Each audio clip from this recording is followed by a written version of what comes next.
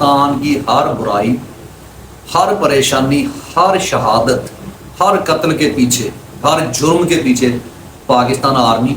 I S I, آپ کی فوج، آپ کا سرحد پر کھڑا ہوا ایک فوجی بھی اتنا ہی ذمہ دار ہے